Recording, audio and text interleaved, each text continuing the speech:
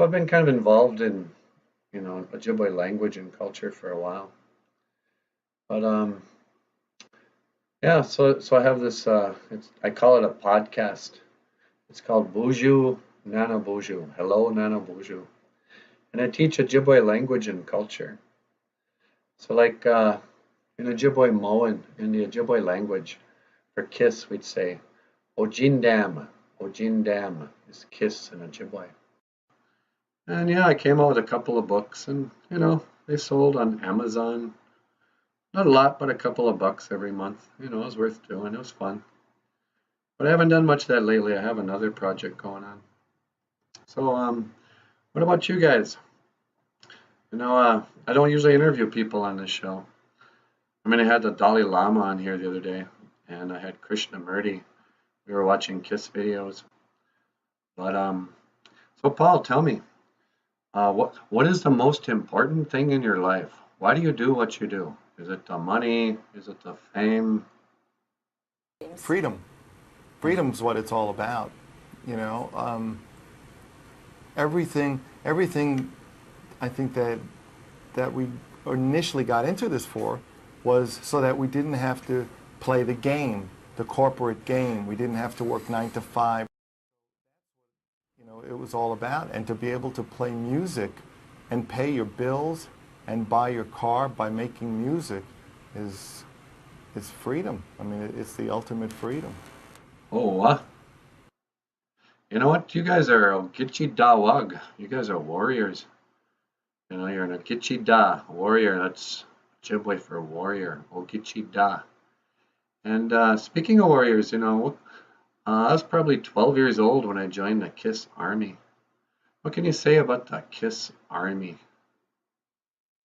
The great thing about the KISS Army now is that the KISS Army is not run by us. We don't get money from anybody. It's not that kind of fan club. The best kind of army is a volunteer army. When people say, I want to be in the army, I want to fight for what I believe in. KISS Army is a volunteer army. Yeah, well, I know in my life, I mean, I don't remember a time when KISS wasn't part of it, you know.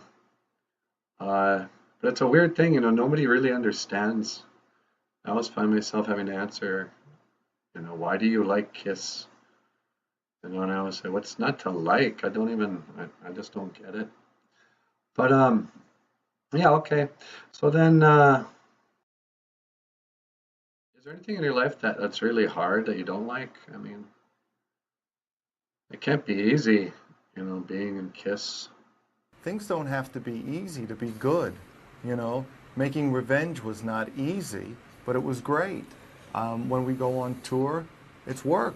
You go out for 2.5 hours every night and sweat your ass off and, work real hard, but it feels great and it feels really good. When we tour, we get a chance each night to get together with local friends. Whether it's in a city or a new country, we get a chance to spend the evening with the local, family. And we try to make sure that we give them what they've been waiting for. Yeah, that's really true. Yeah, I agree with that. That's a good point. I mean, living in Minnesota isn't easy, but it's good. I like living here, but sometimes it takes a lot of work. There are no bad points. When there are bad times, you fix them. So you guys have been to Minnesota a few times. What do you think of this place? Is it, it's just starting to become winter. Unbelievable. The funny thing is, when you're used to that kind of weather, we're looking out the windows like we're seeing a blizzard like we've never seen before. And across the street, there are people building another building. They're outside working, and as though it's Summer. everything's fine, and we're outside working. To me, it looked like being on the moon. All right then. Okay, well, yeah. So I don't know. What do you think of that? There's a picture of you, Paul Stanley. Okay, well, I guess I'm gonna just wrap this up here. I should think about doing another video. Yeah, okay, well, thanks for stopping by, you guys. And that's our show for today. You've been watching Boozhoo Nana Boozhoo, the podcast about Ojibwe language and culture.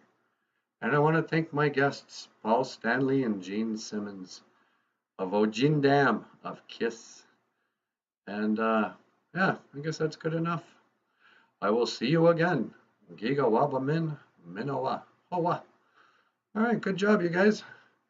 What should we do now?